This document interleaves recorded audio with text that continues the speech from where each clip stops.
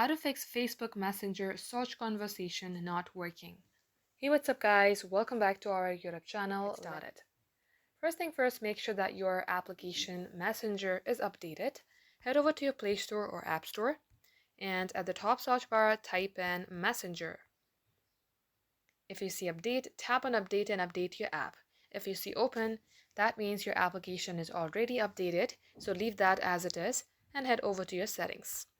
Scroll all the way below, tap on apps. Here also you have to search for Messenger. So type in Messenger and open your Messenger. Scroll below, tap on storage. Clear the cache.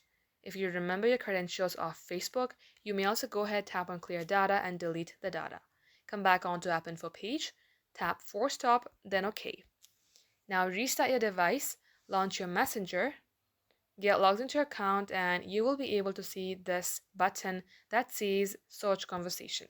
Tap onto the chat, tap on I icon, scroll below, you will see search in conversation. Just like so guys, this is how you can do it. Thank you all for watching. We will catch you up in our next upload.